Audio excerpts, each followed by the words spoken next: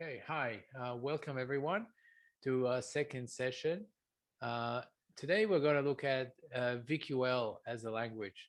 So it's going to be a little bit more theoretical in the beginning, but I think it's useful to understand how the language is works and how it works under the cover, so you can essentially follow it when you're writing your queries.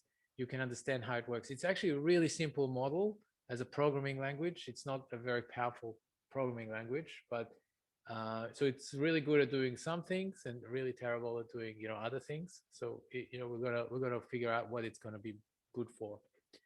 Okay, so the Velociraptor query language. This is what we're gonna really look at, and that's really the power behind Velociraptor. That's really the thing that allows us to use to flexibly query the endpoints or anything really using VQL. So when you can, in a nutshell, if you had to describe Velociraptor in one sentence, you would say that it's essentially a VQL evaluation engine. It's just like a database, just like a database evaluates SQL. Velociraptor evaluates VQL. So really, everything is about running VQL. And many features are implemented in terms of VQL. So you can use VQL to automate the server, to administer the server. Everything that you can see in the GUI, you can do in VQL as well. And that's why it's important, to be able to get your maximum value out of Velociraptor. Okay, so why query language?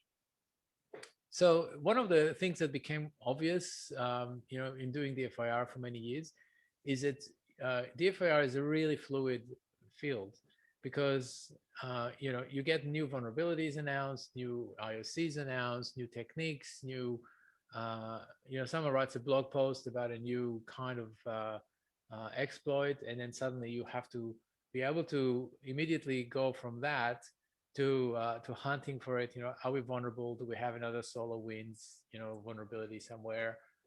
You have to be able to do that quickly.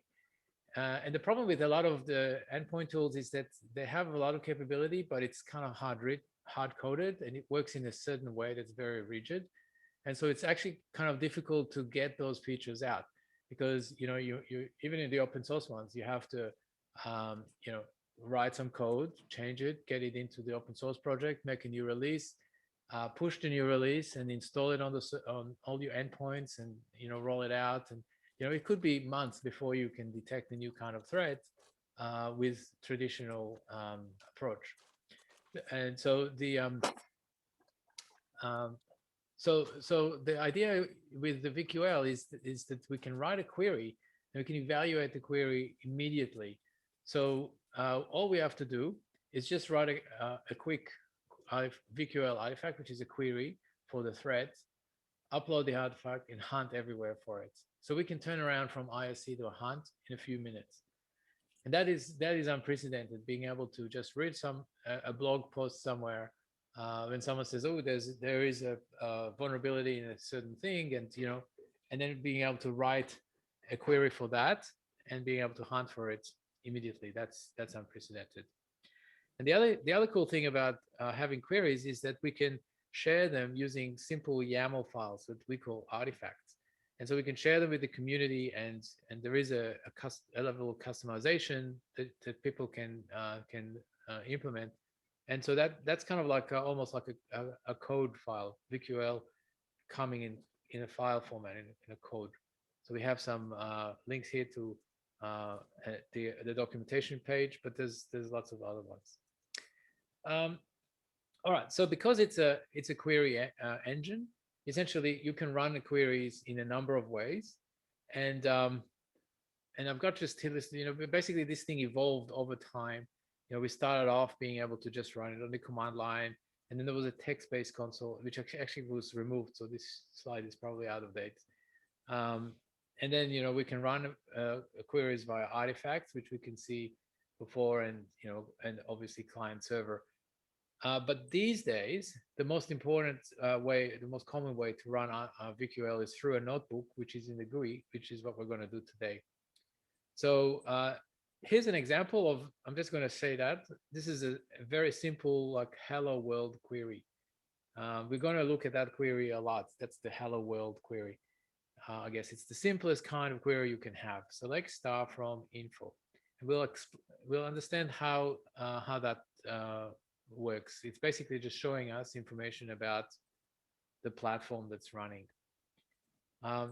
We can run it from the command line. So you can go Velociraptor dash V for both to see the logging, and then query, and then just straight out query, and then run the query. So this is like, SQLite or MySQL or something like that. You can do similar thing, or OS query.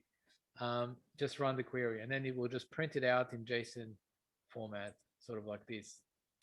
That's the simplest way. It's useful sometimes. The other way is to create an artifact as a file, and then you can actually store it in in a particular directory, and then load it as an artifact. We're going to see that, but that's not that common now. You can actually just, because YAML, the artifacts are just YAML files, so you can just drop them into the right directory. Velociraptor will pick them up. But so you can do that. This is how you can create a new artifact and then just launch it. But we are not going to do that. I'm just showing you that as an example. We're going to use this thing called a notebook.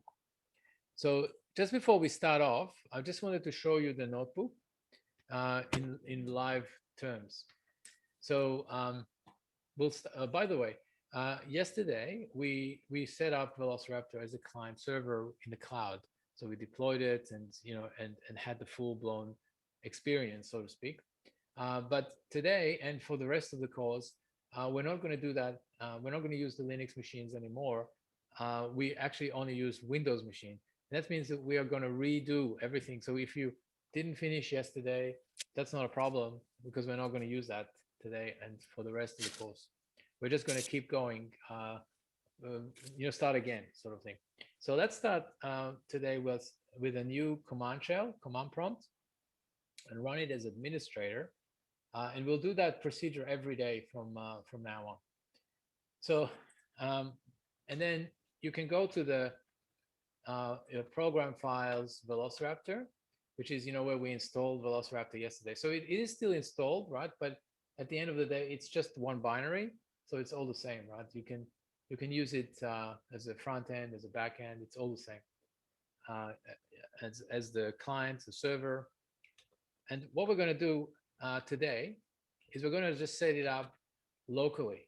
So yesterday, remember, we deployed it in the cloud. We pushed it out to the Linux machine, and then we installed the client locally on a Windows machine, and then had them talking.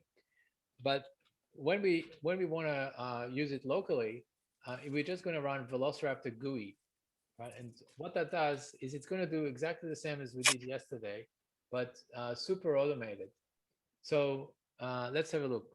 If I just run it, then you'll see that it basically goes ahead and creates a, we're going to use Google Chrome, and it will open up a browser and start up the server. So what has it done is it's actually created, we can scroll up and see, but it's created the server and a client together in just like different threads.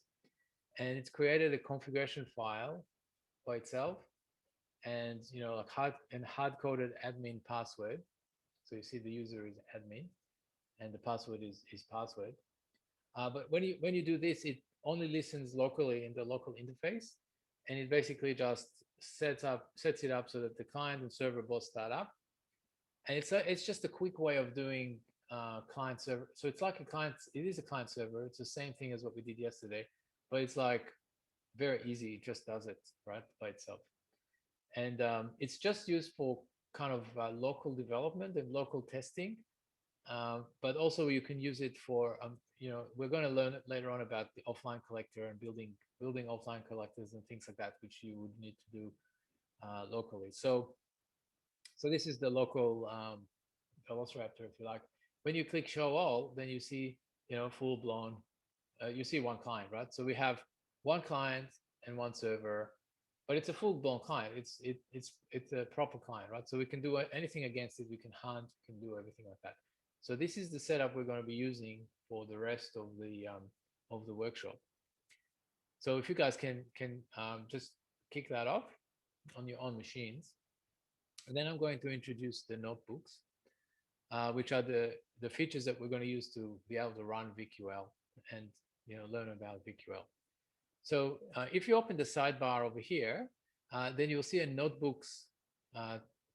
Some people call it a blade, but I just call it the screen, but I don't know if there's a proper name for it. If you click the notebooks screen, then you see the two panes, right? So there's a pane at the top where you can create notebooks. And then down here, that's the actual notebook view. So notebooks are kind of like the Google Docs of VQL. So it's a shared resource. If you've ever used Jupyter Notebooks, same idea, right? So we can create a new notebook plus that plus icon. I just call it plus, but I think it has a that's the icon.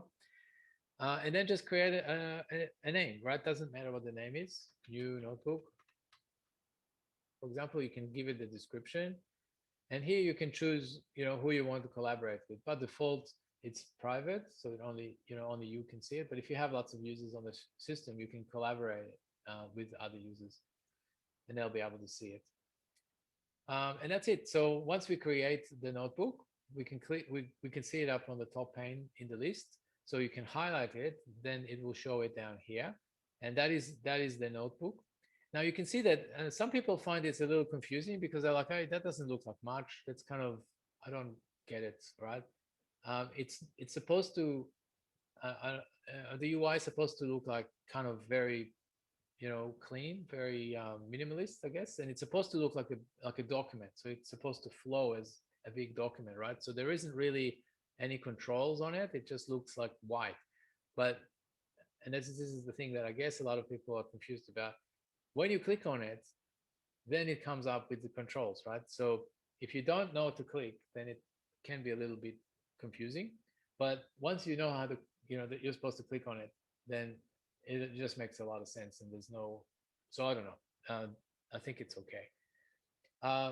So when you click on it, so click on the title, and you'll see that it's the title that was created. So when you create a notebook, the first, this is called a cell. This is a cell, the square thing, the rectangle.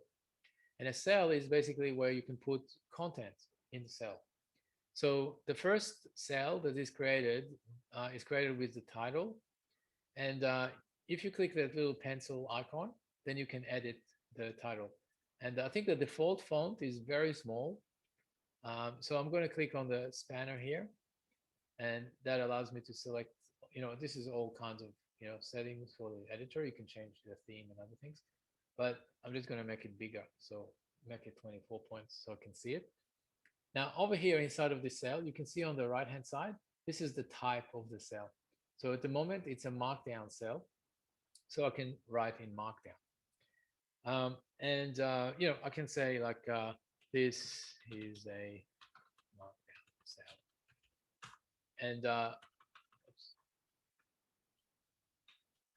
And you can see that, I can use item 1, item 2. It's like you can use Markdown if you're familiar with Markdown. And when you click save, when you click save icon here, then it will render that cell, so you can see it here. So you can essentially edit text, in that cell. The other cool thing is you can actually copy and paste images as well. So you can like copy image, and if you have screenshots, you can put them in as well, and then just Control V for pasting, and it will paste the image in here, so that you can show that. So the purpose of this notebook is to coordinate investigation between a number of investigators. And so, what we usually, sometimes we put things like screenshots inside of the Markdown cell. So, like if we have another system, maybe another EDR that has an alert or whatever, then we can take a screenshot and just put some context around this this notebook so people know what they're looking for. But the idea in the notebook is that then you can go ahead and start to post-process the information or process the information in the first place to get that notebook, in a sort of it's like a working document type thing, right? So that's that. So far this cell is kind of boring because it just shows me. I can click on this and then it just hides it, and then it's like a more of a flowing document again. But other than that, it's a little bit boring because I can't. It's just text, right? So it's not very exciting. But if I click this plus icon on the right hand side, that's the add new cell, and it will give me possibilities of how do I add another cell. So I can add another Markdown cell, which is fine, or I can add a VQL cell. And let me just add that. So I'm adding a new VQL cell. So this is a new VQL cell, and immediately it will say, please specify query to run. Okay, great. So there is in the editor here, I can write a query and it runs the query, right? So over here, you can see that it's a VQL type. And so, I'm going to write my hello world. Now, if I just type any letter, then it will do an auto suggestion, and it's context aware. So it knows what's valid in each, place to give me the right suggestions. So here I've got select, star, from, and then here I can only have a plugin. So it tells me all plugins that can go in here. We'll learn about plugins in just a minute, but I can just essentially typing the VQL is very fast because of this completion, right? So it's actually very, very easy to write VQL. Once I do this, now I can just click on this save icon, or I can go Control Enter. That's like a shortcut, right? Which I usually do. And you'll see that it basically will show us a table here. So what's it done is it's gone off and actually run the VQL query, and it's showing us the results here in the table. This is a table view, and you'll see this table view happens a lot because Velociraptor is all about VQL, and it's a query language, so it's really all about tables. So we're going to see this table. Let me just talk a little bit about the table, I guess, widget, because we use it a lot. So it's repeated. So all the tables have the same controls. So over here, we have the column selector, and that allows us to turn on and off columns. So, I can turn, columns on and off, sort of thing.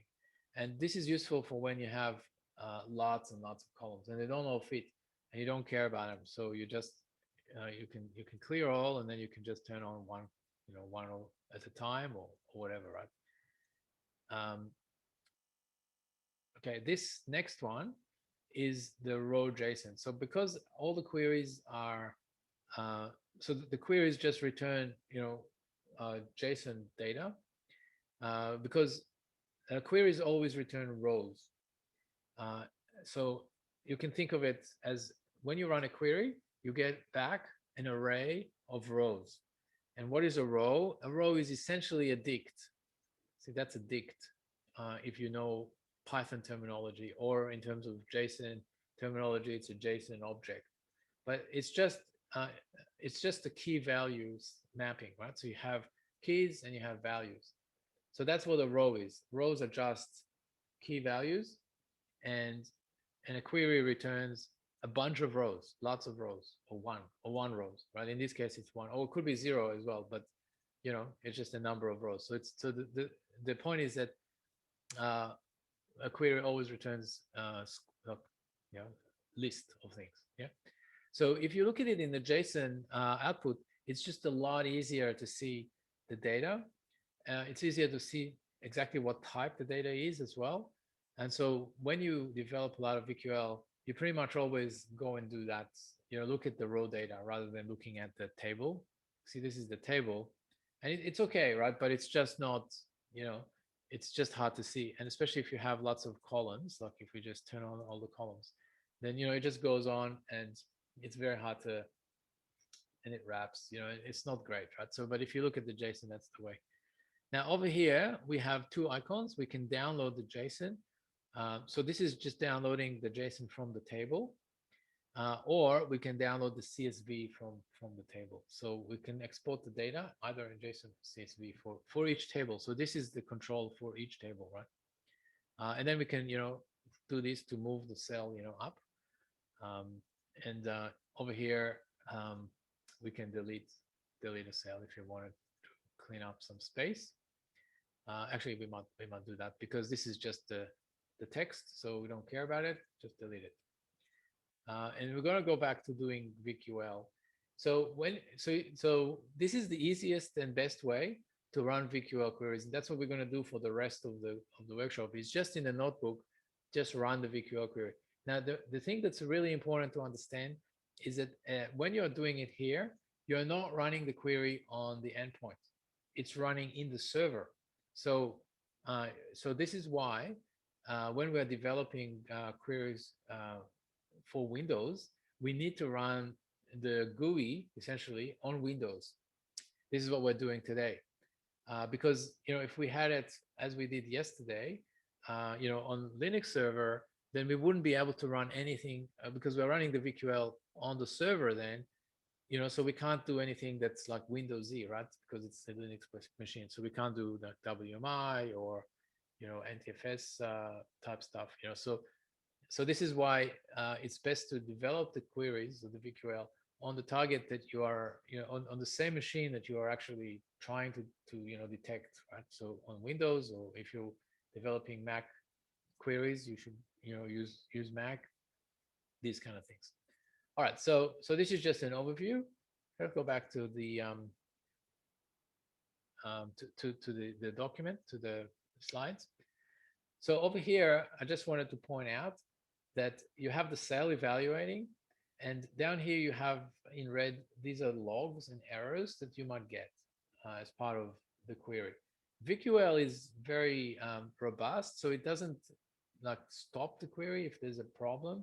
It continues and it just logs the error. So you should always be aware that something is going on. Like in this case, there's an invalid symbol, maybe it's a typo. In many other operating systems, maybe in many other languages, there will be an exception and the query will stop. But VQL just keeps going, but it just tells you about it. Then we had a look at the command line completion, and we can command line complete the plugins. Now, I did mention that. So a lot of plugins take arguments. So for example, Info doesn't, but if I do a PS list, is a plugin.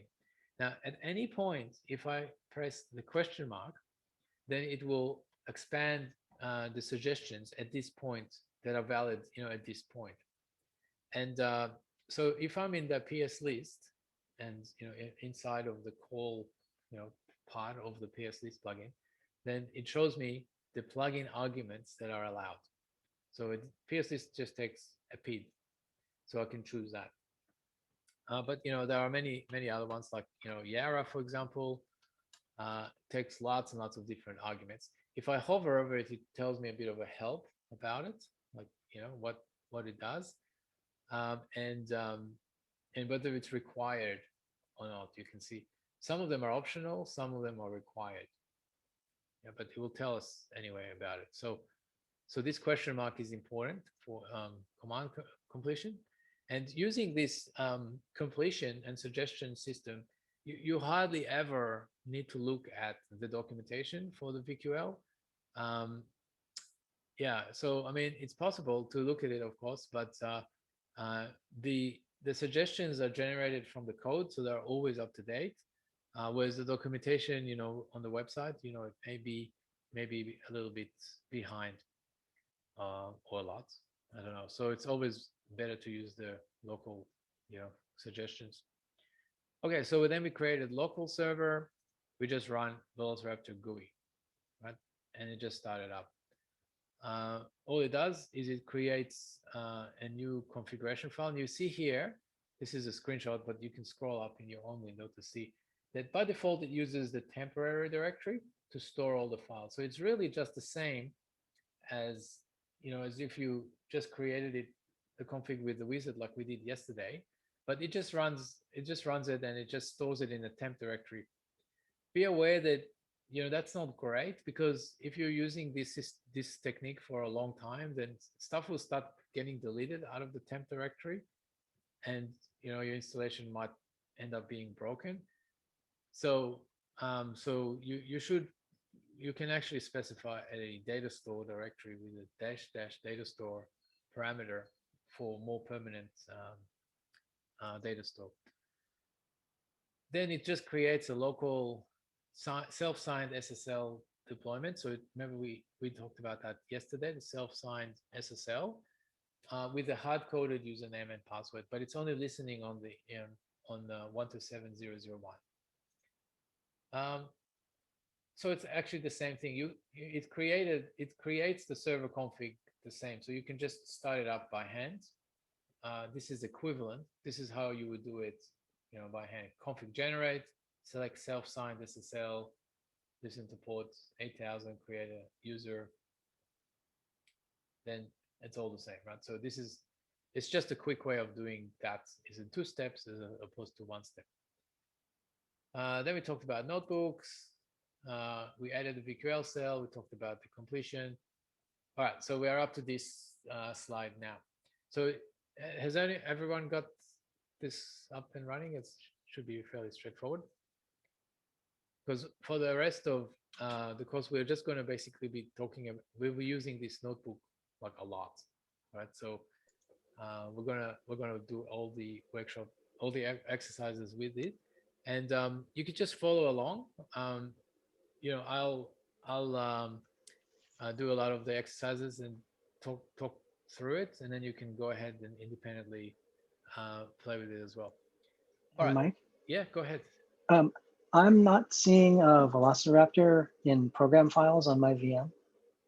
Well, have you installed the MSI yesterday? Because if you didn't, that's okay. You can just get it again from GitHub. Okay. Just go to the Git, because it's the same binary. That doesn't really matter. Just go over here and download your Windows ND64, and then you just run that binary with the GUI option, and it just works, right? Great. Cool. Thanks. Yeah, it's just I'm just reusing the MSI that we installed yesterday. Because why not? But yeah, you don't have to. All right. Okay, cool. So let's have a look at what VQL syntax looks like. And one of the initial design choices when I created VQL is to make it look familiar to people. So I knew that, it's obviously evolved from, as I mentioned, OS Query uses SQL, and we identified that SQL has some limitations with regards to writing new complex type queries from, from this kind of domain, right? So, but I wanted to keep it sort of looking like SQL, but I also recognize that SQL has a lot of, is actually a very complicated language. And whilst the simple things are simple in SQL, so it's everybody knows this type of statement, select something from something where something, everybody understands that. But as soon as you start to do left join, right join, and it just gets really complicated, and most people lose it, so it's just too hard, right? And it's too subtle. There's a lot of very subtle things about SQL that you really need to know what you're doing. So I wanted to avoid that. I wanted to create a language that was approachable, easy, and very simple. So I chose this kind of structure because it's very simple. Everybody learns about this kind of statement from school, right? It's a very simple thing. But at the same time, I realized that there's a major difference between SQL and VQL, and in fact, the same thing about OS Query SQL. OS Query SQL is an example of that, because SQL is really designed to work on tables in databases, right?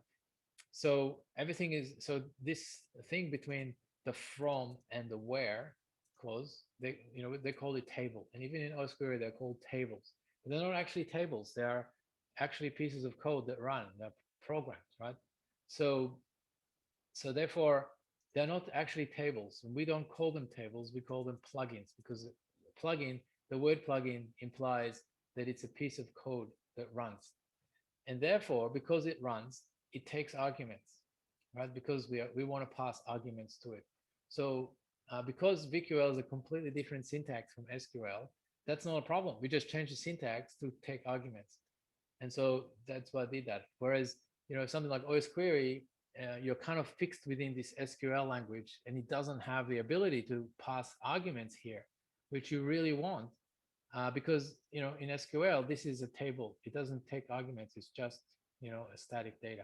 So then it becomes very difficult. With OS Query, you have to pass your arguments in the where clause, and it's very non-obvious how it works. So I wanted to stay away from that. And one of the major differences between VQL and SQL is taking arguments in plugins, and this becomes a plugin and not a table. It's not called as, we don't refer to it as a table anywhere. Because it's not. It's a piece of code. And so this first part, we call it the column selector because it selects, the columns. And then the second part is called the plugin, which takes arguments. And then the third part is the filter condition. So that's how we filter the rows.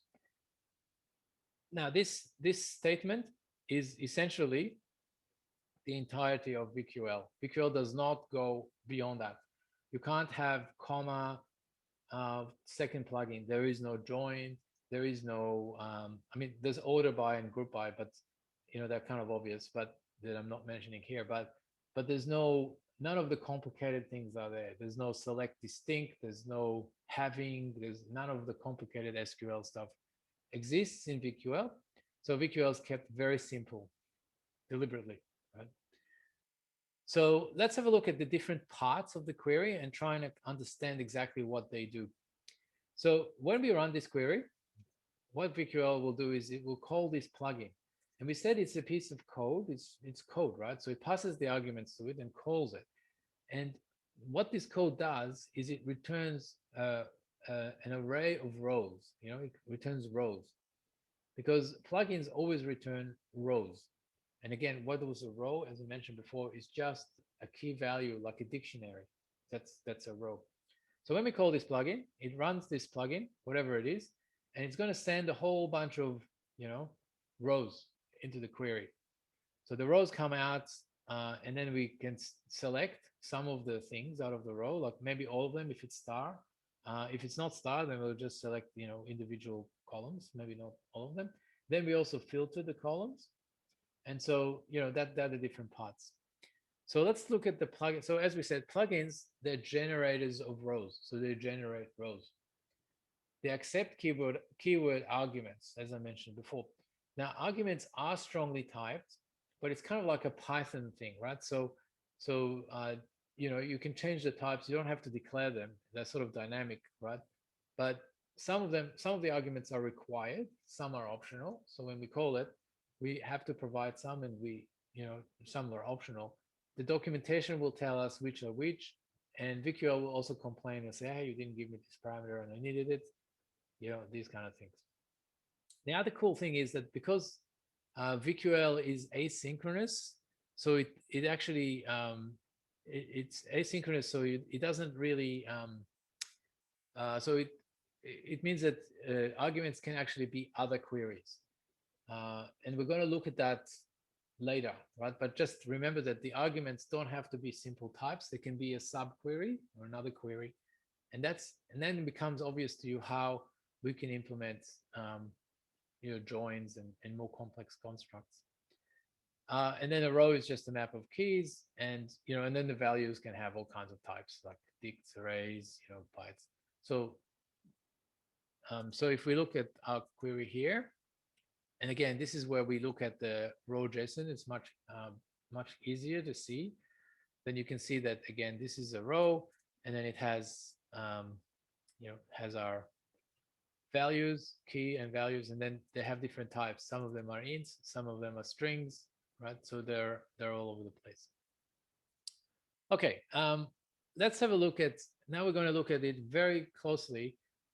At a really low level. So let me know if this doesn't make a lot of sense, but I think it's really, I think it's important to sort of visualize how the query works in low level, right? So when we have a query like this, select X from some plugin where X equals 1, right? So let's look at that query and think, how is VQL actually evaluating it? How does it actually work? So what we're going to do, what VQL does is, it first of all, it realizes we're calling a plugin. So it gets the plugin, it calls it, passes the arguments to it, and then the plugin is a generator of rows. So I said generator of rows. It's more similar to Python generator. So it isn't returning all the rows at once. It returns them one at a time, right? So it generates the rows. So the plugin is going to run and it's going to release one row into the query, right? So that row is going to come out of here, and then VQL takes that row and puts it here. So the row comes out of the query. And then we have a column selector. And this is where VQL becomes a little bit clever, right? It's going to take that column selector and it's going to say, well, I don't know whether there is a variable called X in that row. I don't know, right? But if there is, I might need it, but I don't want to look now. I don't want to actually get it out now. So what it does is it creates something called a lazy evaluator. A lazy evaluator is just kind of a container that holds the original row inside of it, and then it remembers what expression we're going to need to get out of that row, but it doesn't actually get it. It just remembers it. It's called lazy because it doesn't evaluate this expression until it's needed, right? Because, and we'll see in a minute why that does that. But it doesn't. It's important that it's lazy, right? So it doesn't actually evaluate it at this point. And then once it wraps this expression with the expressions, then it goes to the filter clause, and then it evaluates the filter to figure out whether it needs to eliminate the row or not, right? So it's just a filter. Now at this point, it's got an expression X equals 1. So at this point, it's trying to evaluate this lazy evaluator equals 1. But obviously, it has to know at this point whether the value is actually 1, right? So it can compare it. So at this point, the lazy evaluator is evaluated, right? Because so the point of lazy evaluating is that it's done later, right? To postpone the evaluation later. And now it's evaluated compared to 1. And if it's true, then it will emit the row. And then the row comes out of, of here, right? So that's, so if you look at a query and then you can just think about how the data moves through the query. So it goes to here, then it goes to here, and then this comes out, right? So there's the arrows. This is a really central diagram, I guess. So so why are we doing this lazy evaluator? It seems complicated. Why are we doing it? It turns out that it's really important, because if you don't do this, like the alternative is to simply evaluate all the data as soon as it comes out of the plugin. But then when we do this, then we can't, we actually spend the cost, the CPU cost of actually evaluating the query at this point. And it may not be needed, right? So you can think of a query where you're calculating hashes or doing something expensive, right? But then you have a filter condition that just completely eliminates the entire row. And so it doesn't really matter because you're eliminating the row anyway. So if we didn't have this lazy evaluator thing going on, then we would not be able to, then we would have to calculate the hash of every file in the system, even though it might be eliminated later on anyway. So we end up doing a lot more work than we needed to. So lazy evaluators are really critical. So it's important to understand when they run and when they will not run. So what we've got here is a bunch of exercises to understand lazy evaluation. And it's something that you can just play with and just until you get it. It's actually not that difficult, but it's just, you have to kind of be used to it, right? So in order to understand, the easiest way to understand this, how this works, is the log function. And we're going to talk a little bit about log function later, but log is used for just logging, some message. So let me show you how that works. So, Okay, so we're back to our, hello world query. So I select star from info. But because there are a lot of columns, I'm just going to choose one column because there's just too many. So I'm just going to go select OS. So it's one of the columns, this one. And you see that's just, it's expected. Awesome. So what I'm going to do now is I'm going to show you the log function. So this is the log function. I just go log, it's a function, great. Just logs a message. Question mark. Okay, it takes a parameter called message to log, and it's required. Okay, awesome. So I'm gonna I ran. Okay, so that's gonna be my message. I ran.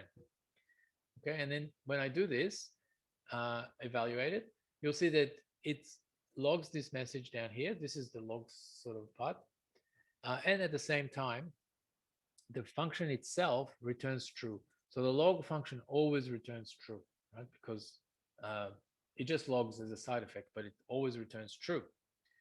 So that's great. So what I'm going to do is I can use as to change the name of it. So as log.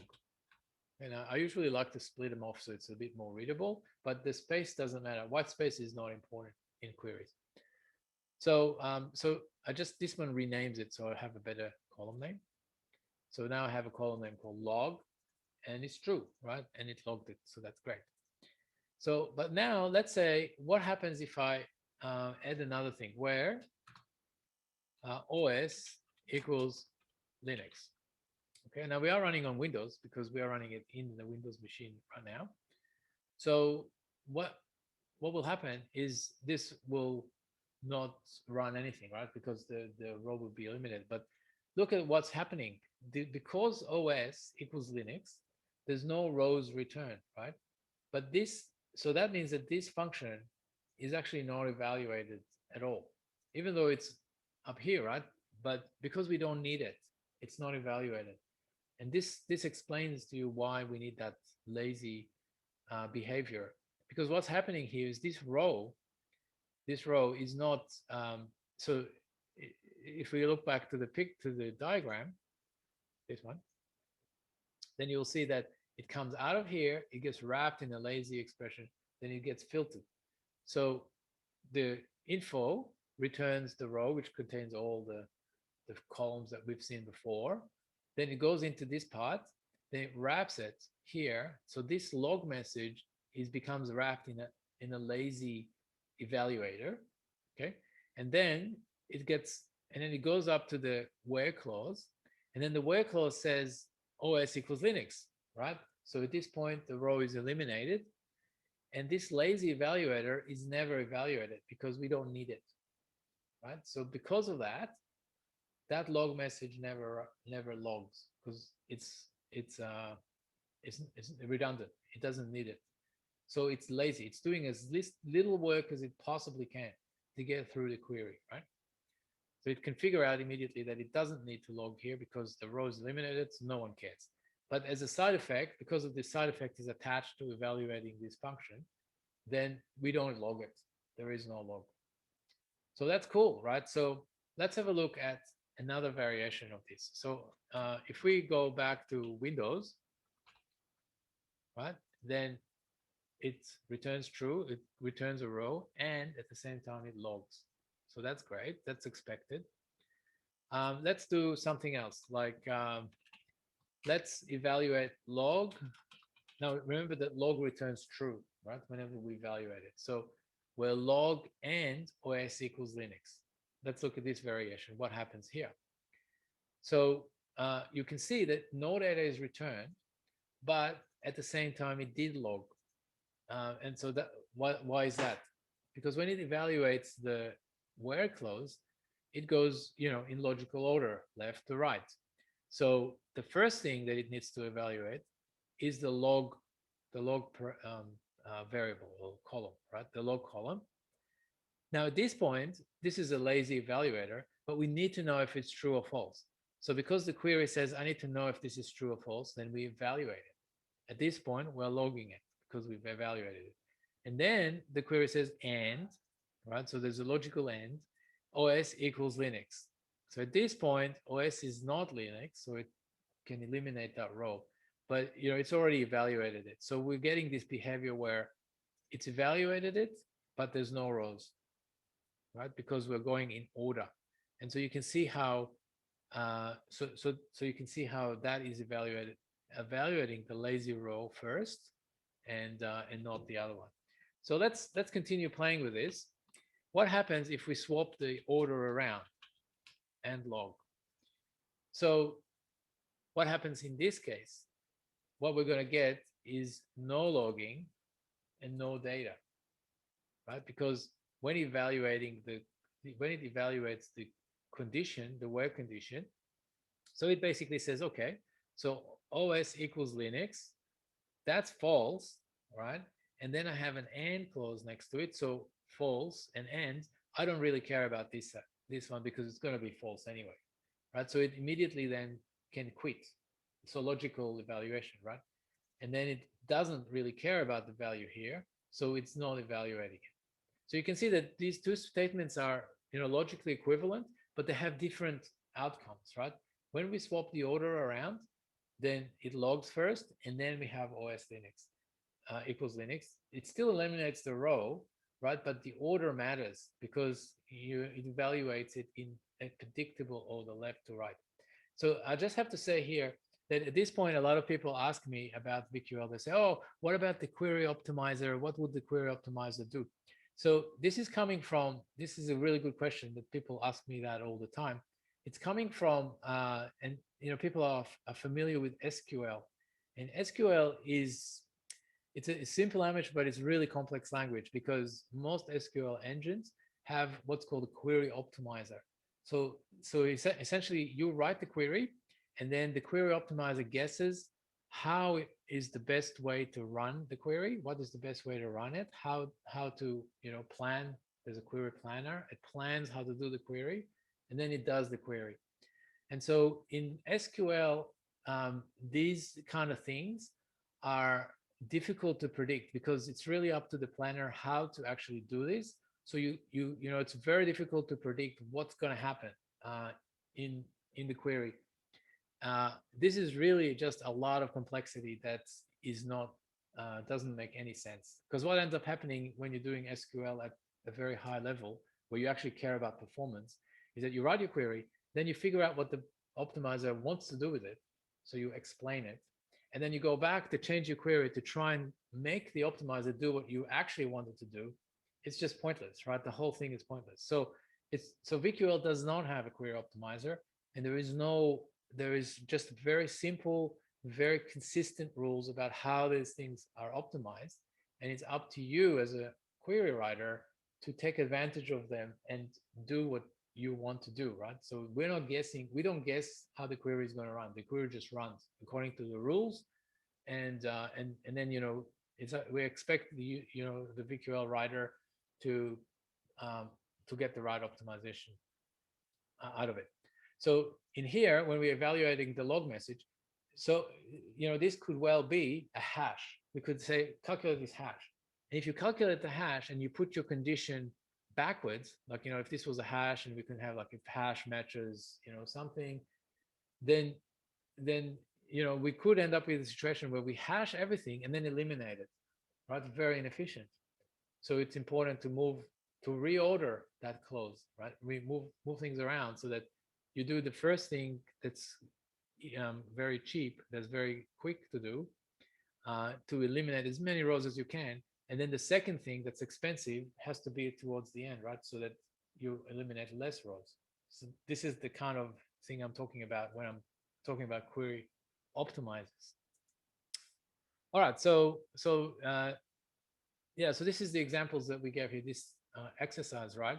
Where we evaluated the log function, and just depending on the different order, you see here, we evaluated all things, and then we move it around, and then we swap it, and we can see the different outcomes. Some of them are logged, and some of them are not. So this is just showing you the command line from the command shell output, right? But it could well be hash or upload. Upload is also a function. That's how we upload files. So it could be extremely expensive. So it's not just a matter of CPU load, but it could be a matter of uploading bytes. All right, does that make sense? Did you guys play with the log exercises to just understand how the order of evaluation is important? Cool. So here's a question. No. Okay. Cool. So what we could move on to the next concept, which is another sort of computer sciencey kind of concept, and it's talking about scope. And scope is basically a computer science concept. I guess, I mean, every programming language has it. It's this concept of scope. So let's have a look at this query here and see what VQL is going to do with this query. So when this query starts running, as I mentioned, the first thing that VQL does is it looks at the plugin name and it represents code, right? So it tries to run it. So it basically says, well, do I know a plugin called info? I don't even know. What is that? So how is it going to resolve that name, info, to actual piece of code that runs? Right? So there is a thing called a scope, and a scope is a bag of names. So it's just a key value pair, right, of names. So you have names on one hand, and then it just it contains whatever is in that name. So when we want to resolve variables, functions, plugins, all these kind of things, we look up the scope and then we say, okay, here's the scope. We need to find a plugin called info. So so we look it up in the scope, and then and then we grab a piece of code that represents it, and then we run it. Now at this point, this info is going to return a row for us, right?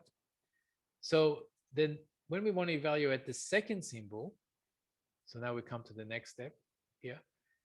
What we are going to do is we're going to create what's called a subscope. So we're going to take the scope from before, and then we're going to add the row to it, but it's added like as a subscope. So it's just sort of nested, another layer, right?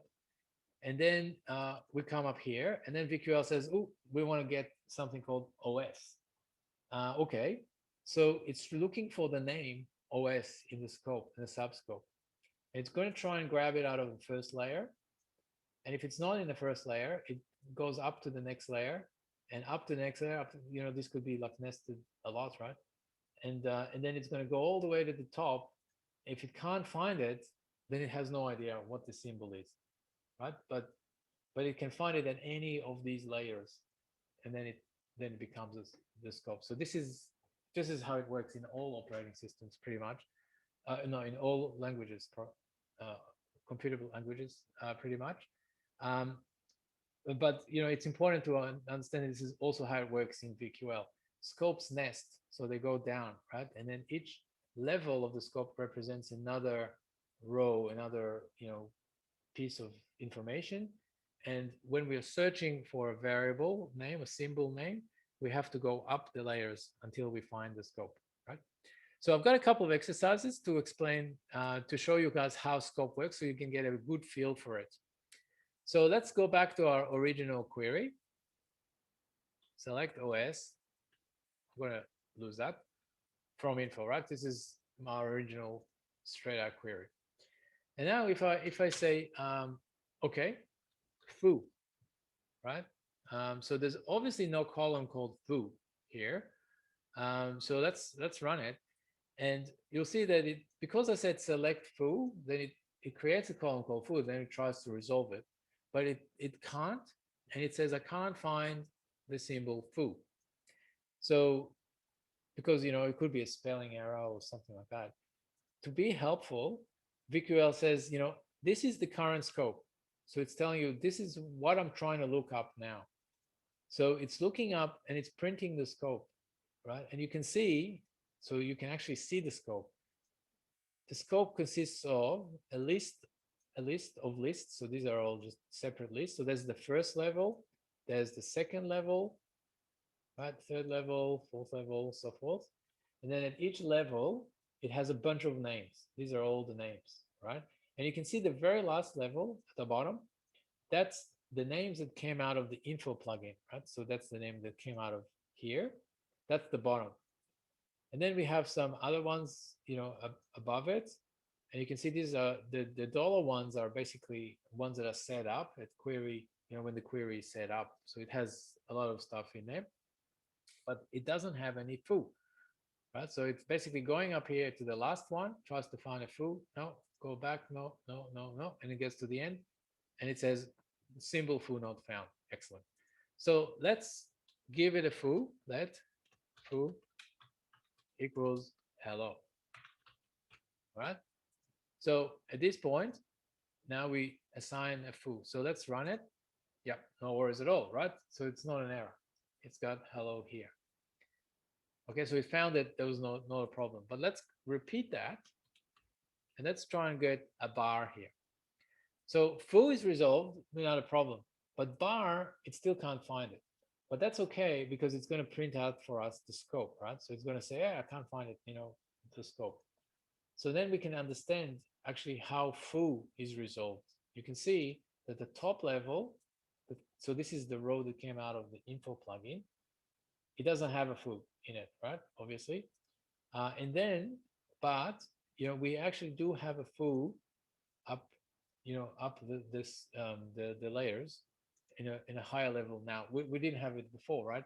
And that's because of this statement, let foo equals hello. So this statement assigns hello to foo and then puts it on the scope. So now it can be found. So the idea is the problem, the important concept here is that we are looking up names in scopes. So every part of the query has a different scope. This part, obviously before that, before we get to that let, so here at this point where the cursor is, the scope is this part, right? Or, it's because it doesn't have a foo layer, right?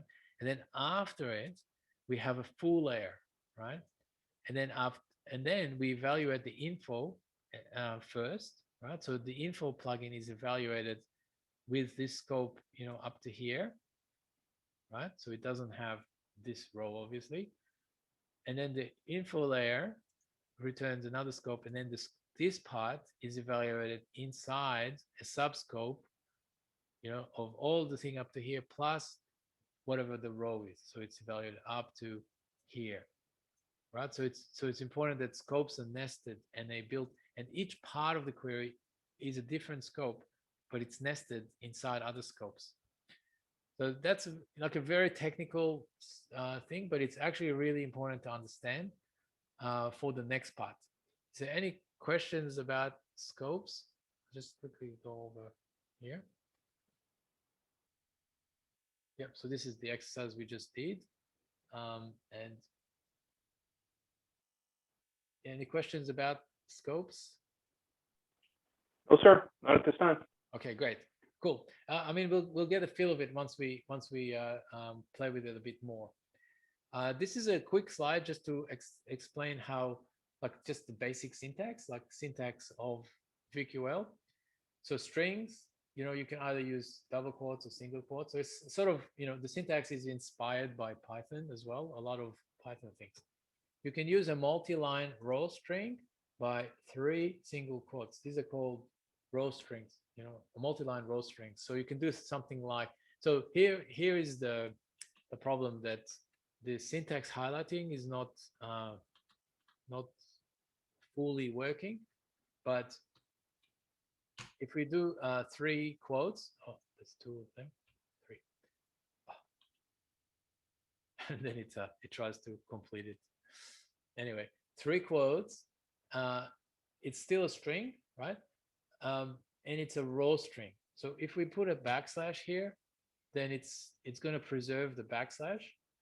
We don't have to double escape the backslash. This is really important for Windows paths, because it's going to be like C Windows, and if we use a triple, so this is a row string with three quotes, then it's easy to do, right? Because it just preserves the backslashes. But if we end up with But if we use like, a normal string, then those backslashes, they are escape characters. And so it won't be able to escape it. It's actually kind of very confused about it because it's invalid escape sequence. So we have to like then do these double things like that to preserve it. And then it's just, you just end up with this sea of escaping, and it's just a pain. So now in recent versions, we have this row escape thing. And also, if we have 3 of them, then you can break the line and you can have a multi-line. So this just says that. Subqueries, to signify subquery, we use the curly braces. That means a subquery. And then you have arrays, which either this or that. And just like Python, you have the same problem with Python as well, because round braces, round brackets, are also just, they are an array, but also just, they're just brackets, right?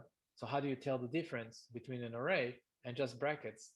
So you can actually just put like a trailing comma. This is like Python does that, right? Just to remind the parser that you actually mean an array here and not all of this. But this is, you'll probably won't come into that. All right. So the next really big topic here is the for each plugin. And let me just say that this is like the one plugin that is the most commonly used plugin out of all of them. Probably pretty much every query or every artifact uses for each, because there is just basically it's so common. So we're going to start with the most common plugin, and then we're going to get in to lesser common ones. But because we don't have a join operator, because I believe the joins are confusing and hard to understand, so we have a for each plugin instead. So let's have a look at how that works. We have, so, you can figure out the select, start fresh, select star from for each, right? So there is a for and a for each. For is not used much, but for each is used always. If you put a question mark in here, there's a bunch of columns now that of parameters that are in this plugin now, which we'll cover later. But the most important ones are the query and the row. So the query and row. So, and then if you look at the explanation, the row is a query or slice that generates rows, and it's required, right? So it basically means it's something that generates rows. And then the query is parameter is a type of query. Run this query for each row. So this is what it is. So this is what it is. There is a row arg and then there's query arg, and then it runs the plugin in one. So the plugin runs the rows query, and then for each row that it releases, what we are going to do is we're going to build a new scope, and then inside of that new subscope, we run the query plugin, the query given in the query arg on that. So this is a hard way to explain, but it's easier to explain it with an example. Okay, so let's have a look at an example. And we're going to jump the gun a little bit, because we're going to start doing some actual like DFIR stuff instead of looking. It's may not have been fully introduced yet, but we'll figure it out, because we're going to keep it real, right? So the first thing is I'm going to show you is PS list. A PS list is a plugin that returns information about processes. I'm just going to limit it to 5 because I don't want too many rows right now. And you can see that it returns a bunch of data about all the processes. And you can also see that it's hard to see that, in the table. So this is why we always go to the JSON here, so we can see it. So you can see each row. You can also fold them up, so you can look at individual ones. It has information like the P, the PP, the name, usernames. There's a lot of information there about each process. Right? So we can do something like show us the process, where name, this is regular expression match equal tilde is a regular expression match. Velociraptor. Okay, so this should just have, it's actually got two because we've still got the service running over there. And over here, we've got the GUI, that's the one we're running now. So there's two of those. Okay, cool. So what I want to do is I want to show, in this example, I want to show the stat of the file name on disk, right? So the process is running in memory, but what I want to do is I want to look at this executable and I want to tell when was it written to disk, right? Did this executable start from a binary that was just written, or written in the last few days or whatever, right? Because maybe it's a malware, maybe it just pretends to be a legitimate program. I don't know. So what we're going to do is we're just to clean this up because it's just a lot of columns. Let me just take a few columns out of this, and then we're gonna work on those. So we have the name of the process. That's what we want probably. The command line, I mean, this would be interesting. I would take that later, but for now, I'm just going to ignore that. I'm just going to look at the exe.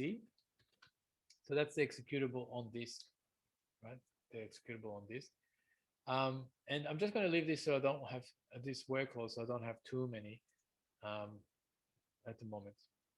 So that's great. So it's just showing me that there's two things running, right? So that's great. I have this name, which is the executable. Now I really want to find out information about that file, like modification time. So select star from, there is a plugin called stat, and which does like a stat of the file. And I just give it the file name, right? And I'm just gonna, just for now, I'm just gonna copy paste, right? It's gonna be really dumb. Because I'm just gonna copy paste 3. I'm gonna use my triple quotes because it's got backslashes and we're on Windows and that sucks. Okay.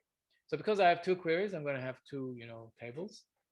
So this is the one I had before. That's fine. And then this one is the modification time. So I can see that I've got my M time, and B time. Maybe I'll want M time, B time, in the full path, right? So let's take the full path, the M time, and B time. Okay, and then maybe that will tell me when the file was written or modified or overwritten. Okay, so that you can see that now I'm getting like pretty close to a useful artifact, because I'm like, these are processes that are running from a new file. I want to get some information.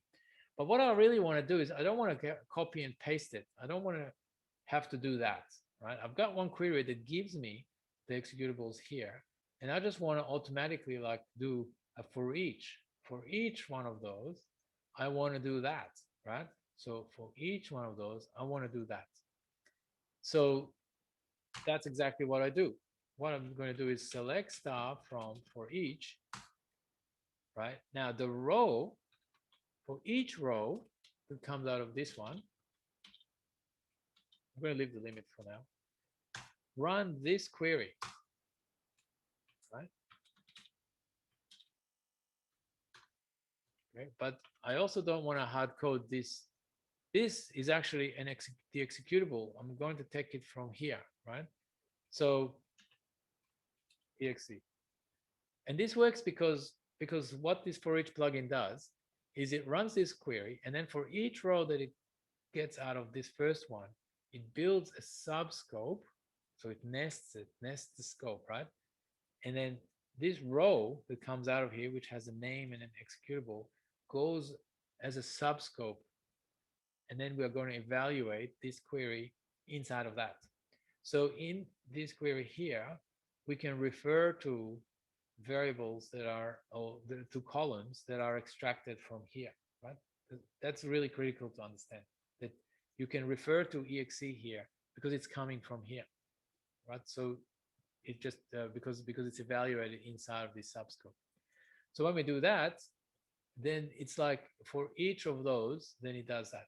Now, if I wanted to do, this is the process name, I can also just refer to it here, right? Because the whole thing, both of these things appear inside of the query.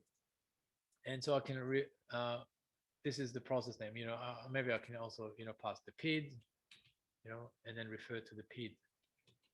Yeah, because this is like 3 layers, higher, right? Because it refers to it here, and then there's a nested scope, and it comes out of here. So, right? So, we can refer to it like that. And then for the final touch, if we just remove the limits and remove the, this is the comment character. You can see that it's become commented. So this will show all the processes. And then for each of those, we're going to stat, get information about the file names, from the file name, right? So then, suddenly it's becoming useful, right? You can see these are all the processes that are currently running.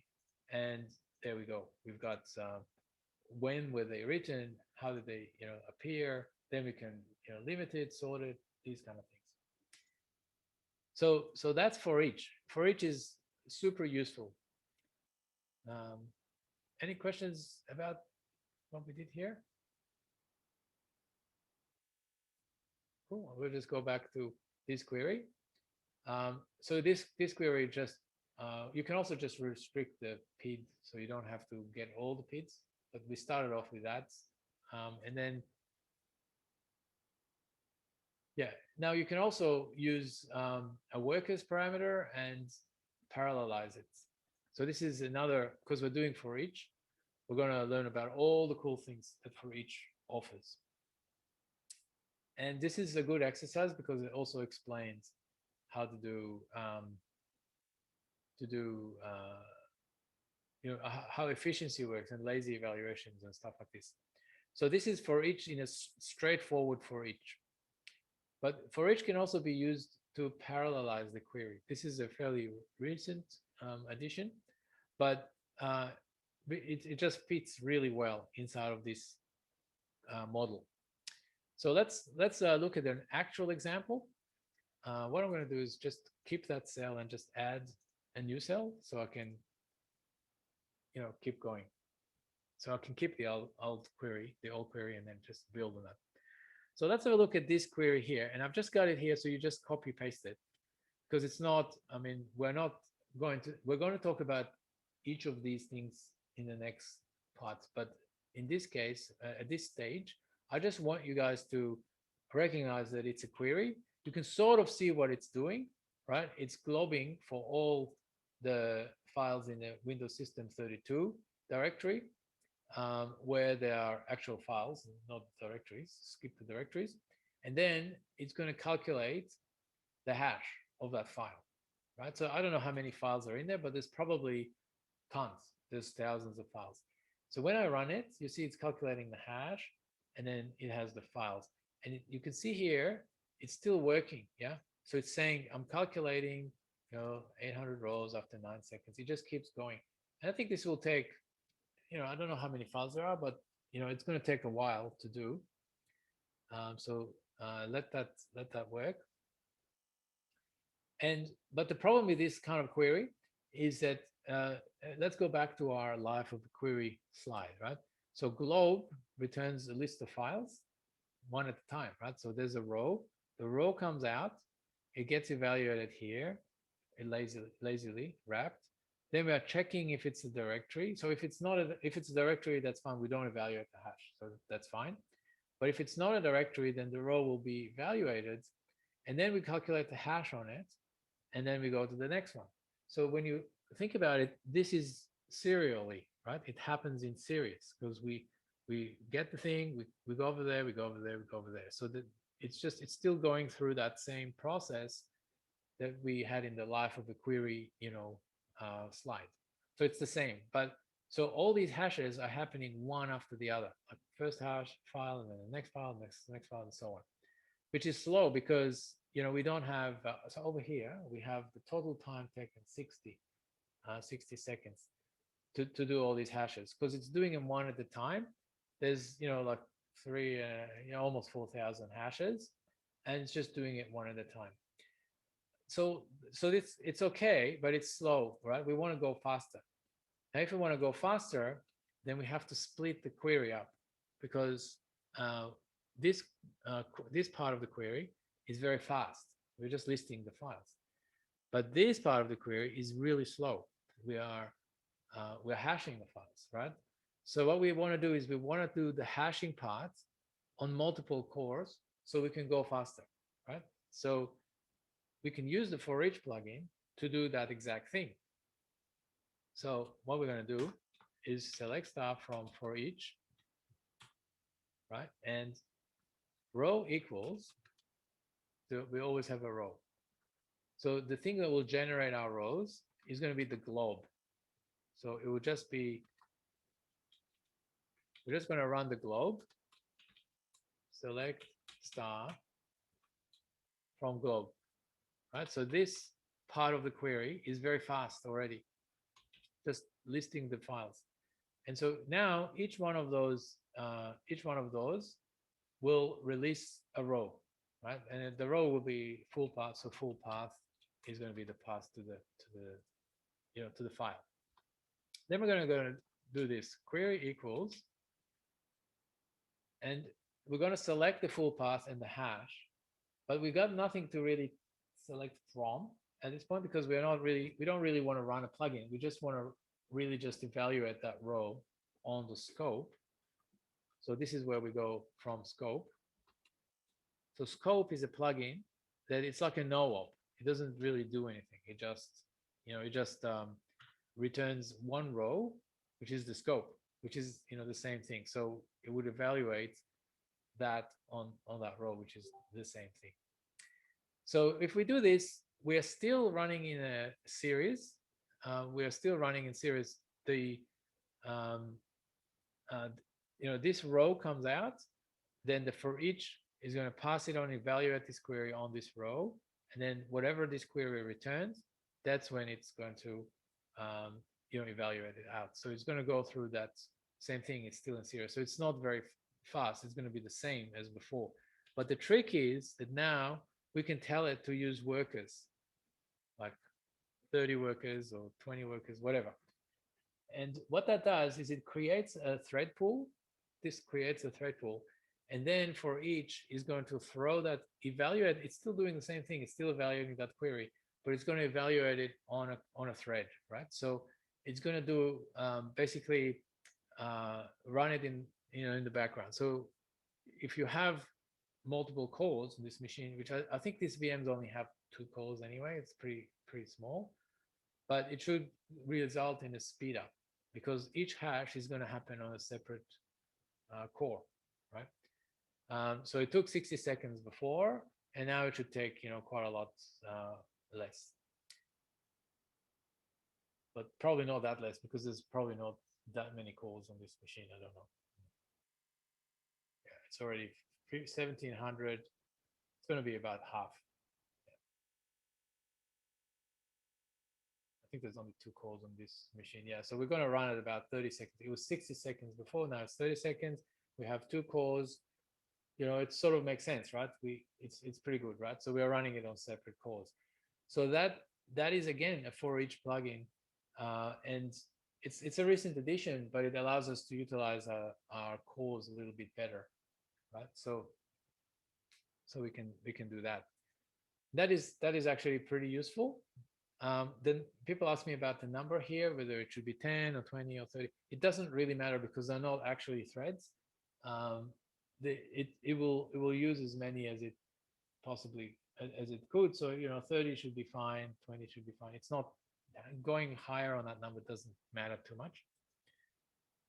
Okay, so is there any questions about for each? No, cool. All right, so let's go back to our query here. If you click this thing here, then it just kind of like puts it inside a a window that's a little bit easier to see. So because some of the time the tables just keep going forever. Let's go back to our query from before. So this is the one where we did all the hashes. And this is pretty readable, right? You can see that, we have a row, we have a subquery, we're running the subquery in here. That's pretty good. But you can imagine that if we had another for each here, and if we had another for each, it would just get really nested, and it would be really hard to understand the query, right? So what you can actually do to make it a little easier to understand is you can use what's called a stored query. And a stored query is, we can use that let keyword that we saw before to essentially assign a query to a variable. Again, it goes into the scope and it's a variable. So for example, all processes, that's going to be my variable. And then I'm going to basically take this guy. So cut, paste. Okay, and that is a stored query. Right? Then I'm going to assign the second query to mod time, let's say. So this query, cut, paste. Right, so that's the second query. And now all I have to do is refer to them. So they're not subqueries again, they're just really variables. So that's the first one. And then query equals, that's the second one. Right, so this actually is exactly equivalent. If I run that, it's the same thing. And the reason why is because we're storing the query in the variable. Now it's really important to understand that this assignment operator equals it's not evaluating the query. It's just storing the query. So the query is not running at this point. When we go through, it's not running because VQL is very lazy and it tries to do the least amount of work possible. So here we make sure that we don't actually evaluate anything. We just store the query so that when we refer to it here or here, then it just knows that it could use it, right? It knows that that's the query that it's going to run, but then it runs it. It runs it here, not here, and then it runs it in a special way that it doesn't. It also doesn't expand all the rows at once. It only gets one row at a time. It's a generator of rows, remember? So it doesn't expand the whole thing again. It's really important to understand stored queries because stored queries are not actually evaluated. They're very lazy. They just do things as they need it. But it's just to make it a little bit more readable, the query, so it's not so horribly huge and complicated. So there's a stored query. These are exactly equivalent, the same thing. Okay, and the other cool thing to notice here is that because we're evaluating this query in here in this context, so we can refer to variables here that just don't even exist at this point, right? Because they're not evaluated here. They're evaluated in this context, so they're evaluated under this scope here, not elsewhere. So it is just exactly the same as writing them in place. Yeah, so this is exactly what we did here. Calling PS list by itself. So this shows us that it's lazy. And here, this is a perfect example. We have a limit clause on the whole query, on the full query, and we are running through every single every executable in the PS list. So here. So what if we added in this query limit 5? So we only get the first 5 processes. Well, what happens is that we're only getting the first 5 processes. That means that it's this query that generates all the rows is going to generate the first 5 rows, and then we're going to stop and just abandon it, forget it, right? Because we are doing things asynchronously in a lazy way. So we are just generating just enough rows out of this one that we need. And then once we reach the limit here, even if the limit is outside the query, then we're done and we just abandon it. So we don't need to really generate more rows than that. Right? So it might go a couple of rows more, but that's about it. So we abandon it early. So that just shows us that it's all lazy.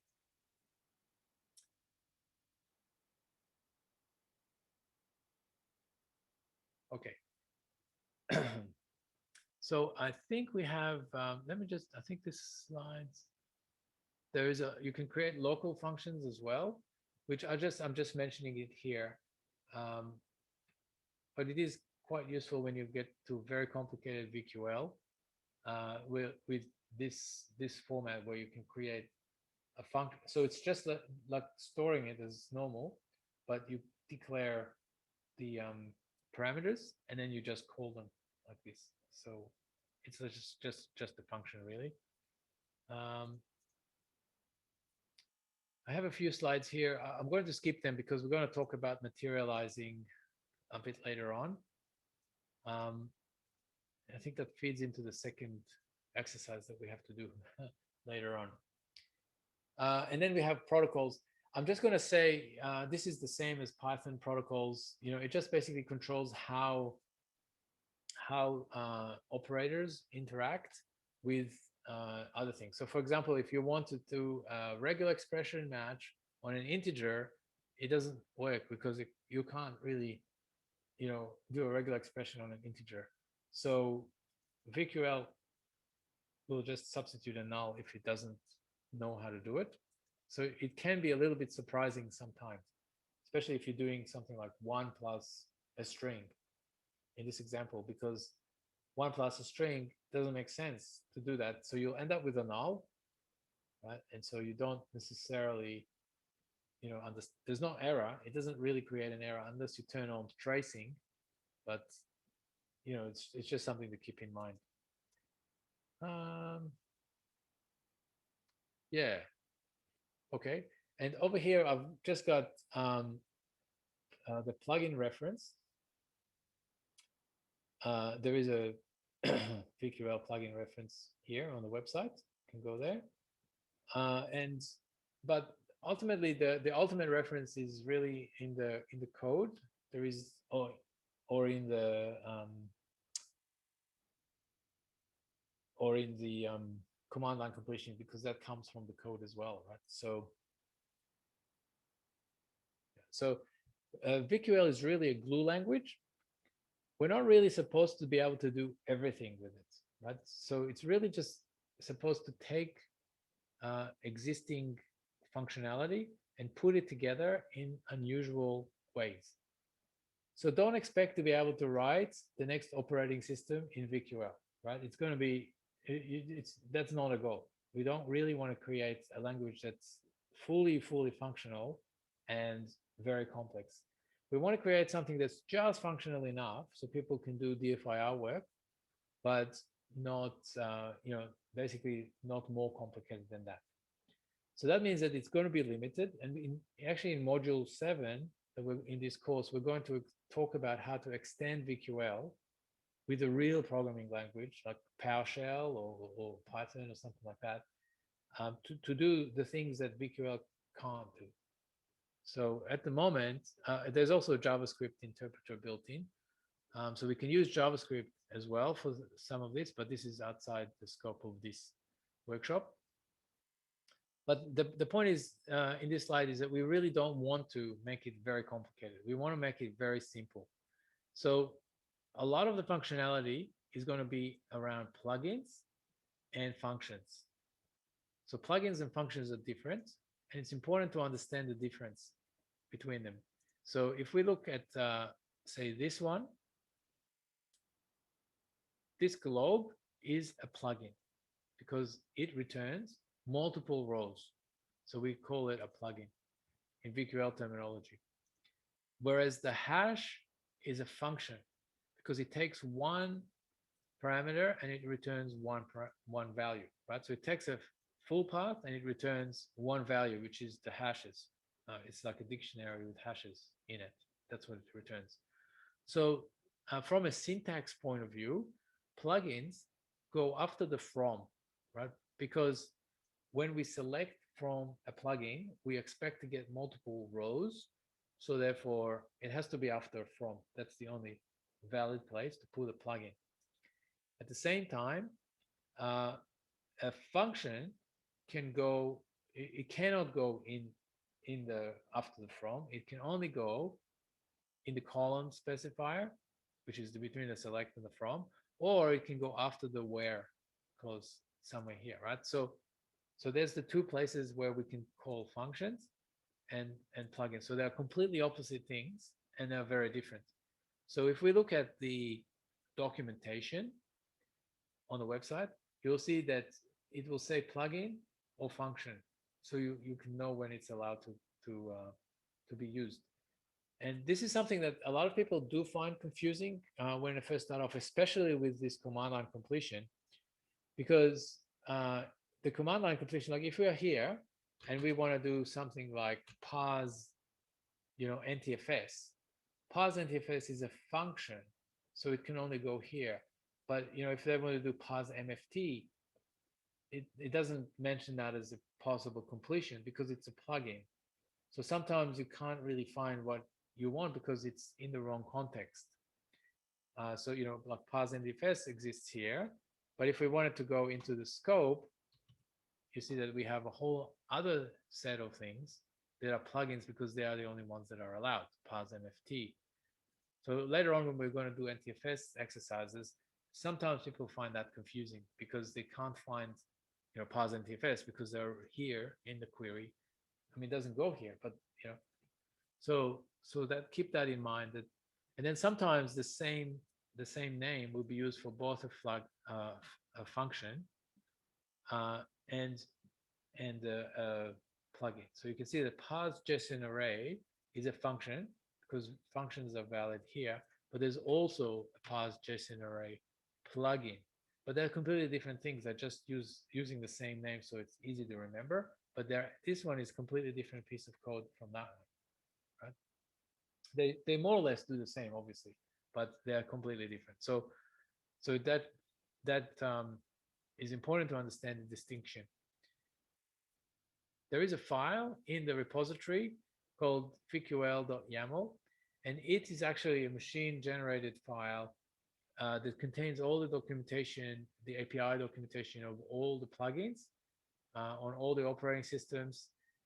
Sometimes I find that file is actually easier to use for reference than the website, mainly because the website is not that updated, and also, which is kind of my fault, but also because it's just easier to find it, right? Because in the website, I tried to break it up into categories. So there's actually many pages because it's just so much, right? But if you look at, so it's just docs, references, and then there's a VQL file, and it's really big. Well, it's not that big, but it's like 40,000 lines, right? But because it's the one file, then it makes it easy to search. I can just search for, what do I have that does NTFS? And I just search for it, and then I can find, pretty quickly, okay, parse MFT does NTFS, parse NTFS does NTFS, and I can find things easier because I can just search it as one big text document. Whether it's a function, whether it's a plugin, I can find it. So I think this is the best option, and it's machine readable and machine generated. That's what the UI uses to actually drive the completion. All right, cool. So we have now we've done the basics of VQL, and now it's time to get our hands a little bit dirty and do some examples of real DFIR cases. We're going to start off with a simplish one. That's unfortunately it's not, from a DFIR perspective, it's not super solid, but for this exercise it would be it would do for this exercise, right? So let's look at this example. Wmi Shell, right? So as you guys know, you can create a process using WMI. So let's copy this to understand. Start up another shell, CMD. Start it as administrator. We got a second CMD shell, and we're just going to run this WMI process. Just make it a little easier to see. And you see it's popped another shell. So you just copy and paste it, right? So WMI process call create cmd.exe. So it's created this thing, and it popped a shell. And you can see that, I mean, we're going to talk about WMI later, but it's calling a WMI method called create on a process that creates another process, right? So that's the second process that it ran, right? So that's cool. Let's try and understand a little bit about how these cmd.exe processes work, right? So let's start to build up our query. Try and see whether we can detect this kind of behavior, because this kind of behavior is often malicious, right? Especially because this WMI call can happen across the network, and it can launch another command prompt or any process really across the network. So we try and understand how it's possible to detect this. This is usual, and we're going to do a lot of these exercises throughout. So we'll start off with let's create a new cell, new VQL cell, so we can start afresh. Move it up to the top. So let's start off. We're going to look at the processes. PS list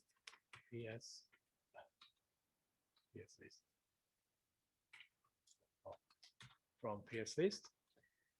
Okay, and we're really going to so as I said again, we are usually limited to 5 rows or something, just to see what information the plugin is going to give me.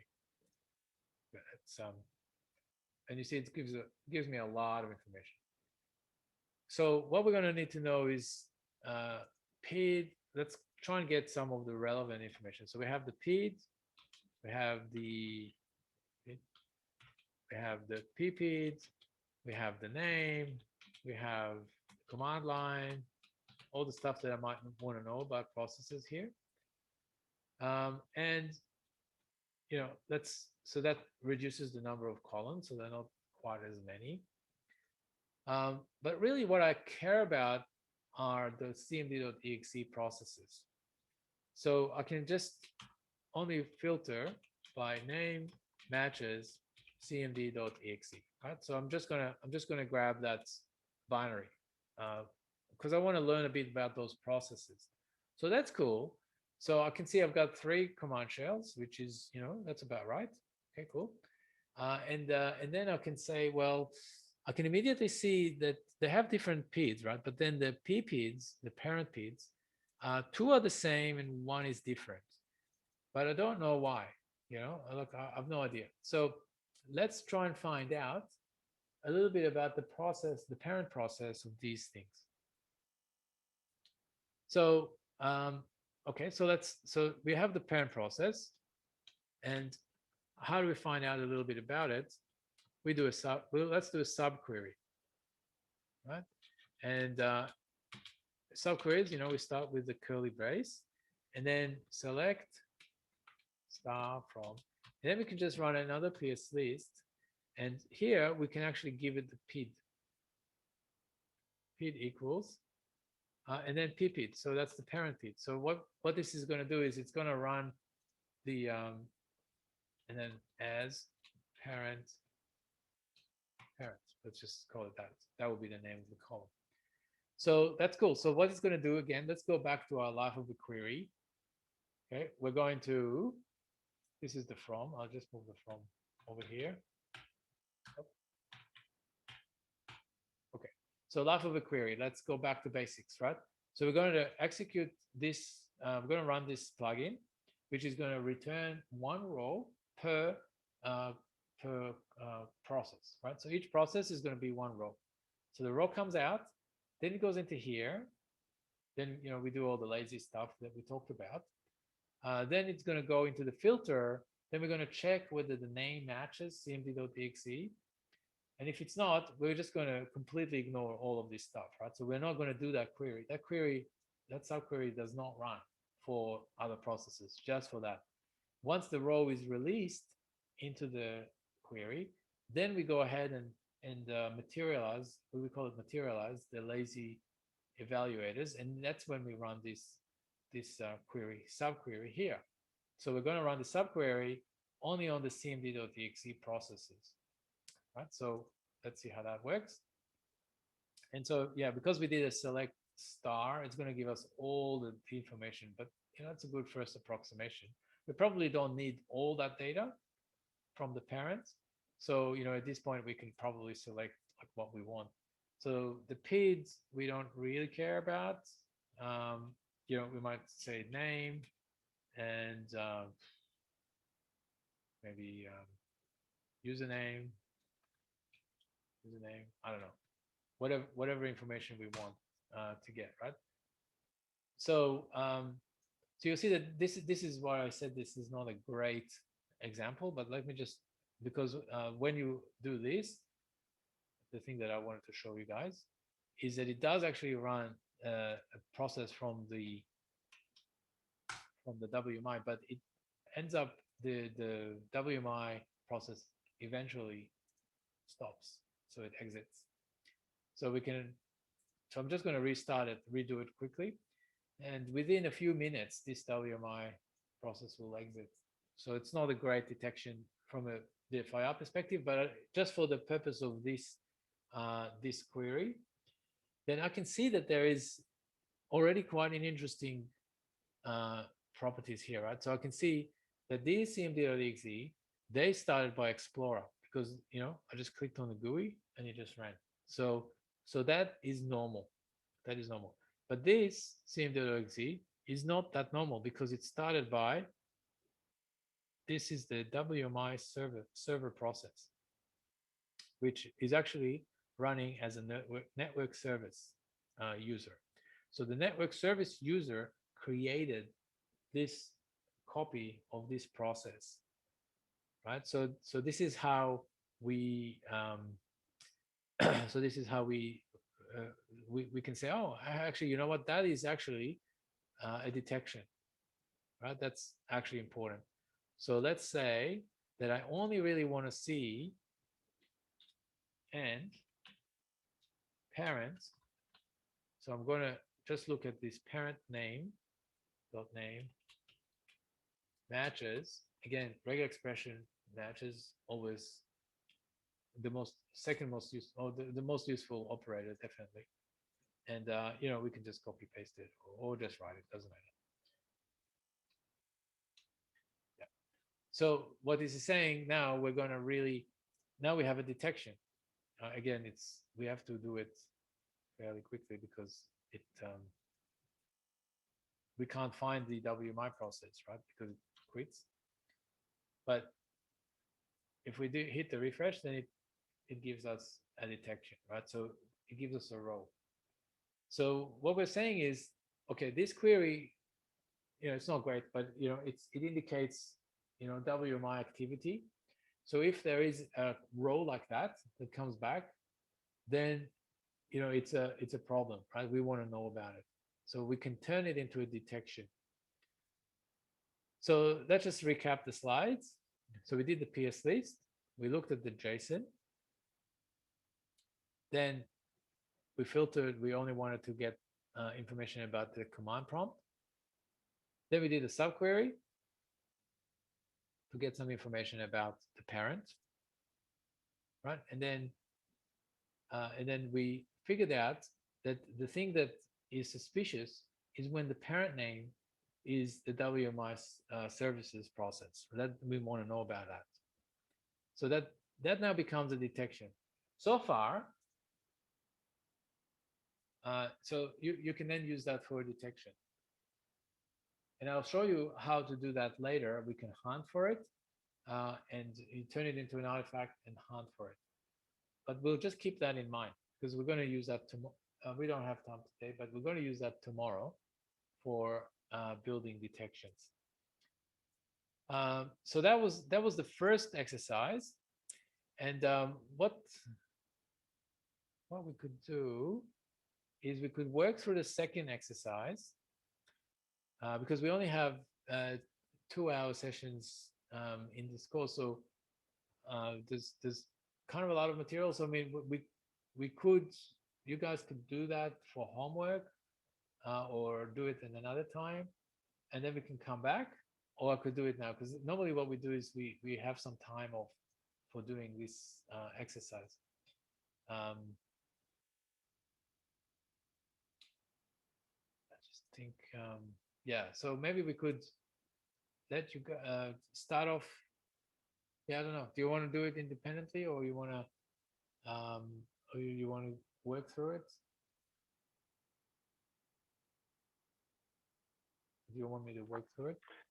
I'm good with whatever the team wants to do, everybody else, but I'm enjoying this whole lecture, sir. Okay. Okay. Cool. All right. So let me just I'll do a little bit, and then I'll get you guys to do more afterwards. How about, like, I'm doing 1 and 2, and then you guys can do the rest. Yeah. Cool. All right. Does that sound good? All right. So so this one, this exercise is about enriching netstat. And a lot of our queries are about enrichment, just getting, more information. Maybe we won't have time to do it all, but we'll make a start of it. I'm going to leave this because we're going to use this query later. So I'm going to create another VQL cell and then just move it up to the top so I can work on it. Okay, so the first thing in this one is we've got to enrich netstat. And as you can see, netstat is a plugin that collects network information. So that sounds like perfect what we want, but we don't necessarily know in advance what information it gives. So I always do a limit, limit 5, and I just need to see like what kind of information, it's giving.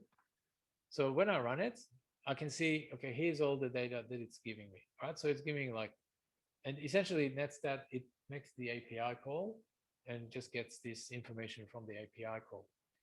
So I've got the local address here, and I've got the remote address here, and the status, whether it's listening or established or whatever, then the PID of the process that owns that socket, and then I have some timestamps and other stuff. So this timestamp here is the timestamp of when the socket was created. It's not the same as the timestamp of when the process started necessarily. So it's 2 different timestamps. But in this problem, we are going to show extra information for listening processes, right? So this is what we need to do is figure out all the listening processes. Okay, so that's cool. We've got status, and you can see that some of them are listening and some are not. So immediately we can say, okay, let's look at only the listening processes where status, and again, I use just regular expression, listen. So just to say, when you use a regular expression, then it's case insensitive and it's a regular expression match. It can match anywhere in the string, right? But if you use equals, which you can use equals, right, with a string, then it's an exact match, including case match, capitalization. So if this comes up with a lowercase, then it's not going to match. So usually I just use that pretty much for strings. Yeah, so I don't really use equals on strings because of this case issue, because the casing can be all changed all the time. Even in the file system, in Windows it's case insensitive, so file names can change suddenly. All right, so that's the first thing. We're limiting it, so that's cool. So now we can limit the columns that we want to look at. You can see that there's a lot of useless columns here. The local address is useful because I need to know what port I'm listening on, but the remote address, it's going to be 0 for listening ports anyway. And, and all of these are going to be all the same. So I usually just clean up the query a little bit by just removing the columns that I don't care about, right? So it's going to be local address.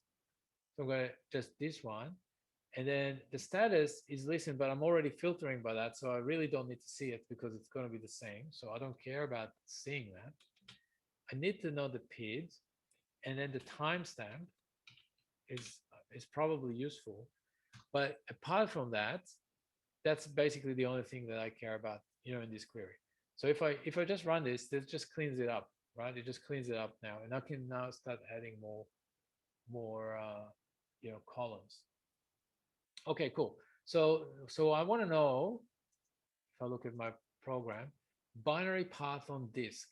So when it says binary path on disk, it means the binary path of the executable that's running it, right? Like, so obviously something is going to be running this listening socket, and we're going to be looking at the executable on disk, right? So we've got to figure out what is the executable. We've got the PID, so we don't know, but we don't know anything about it.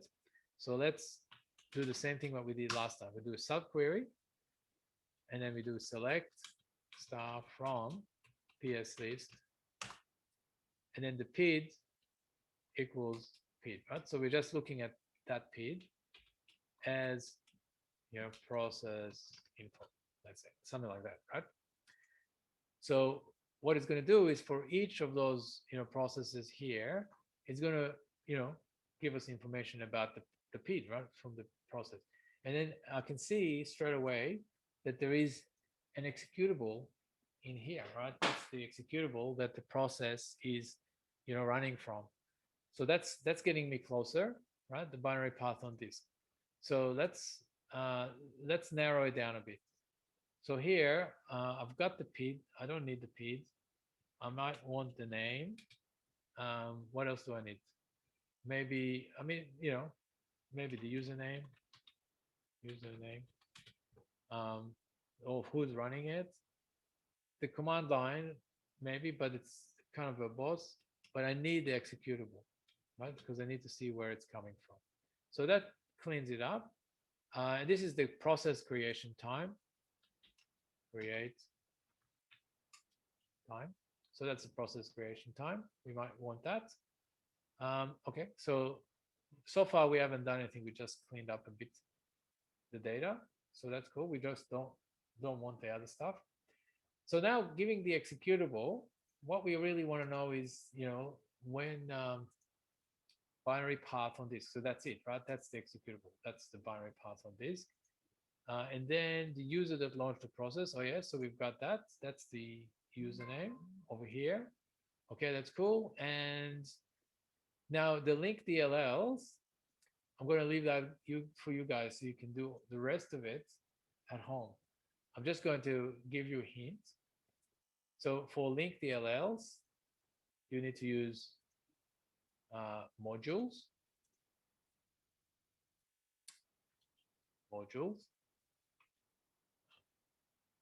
Select modules plugin, enumerate loaded DLLs, right? So it shows you the loaded DLLs. So that's the first hint. And then the second hint, manufacturer and compile time, they're part of the PE header, right? The PE header has version information, which includes manufacturer. So, well, it doesn't have to, but you know, if it's a Microsoft binary, it'll have a version information in the header, and it will say, you know, manufactured by Microsoft, you know, when it was the build time, all this kind of stuff.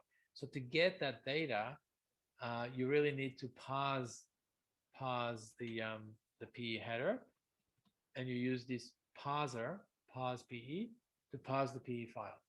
So it's this file, so this file that you've got here.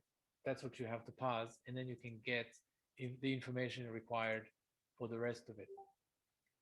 Cool. So what I'm going to do, so I've got you guys started on this thing, and if you like, but we'll finish this tomorrow. As I said, we normally do this module in 2 parts, and then you guys can have a go, and we'll just finish that real quick tomorrow, and see how you guys go.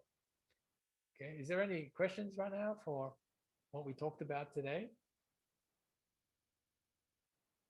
No? Cool. No, sir. This is great. Thank you. Okay, no worries. Excellent. I'm glad. Cool. So I'll just stop the recording and I will publish that later. Stop.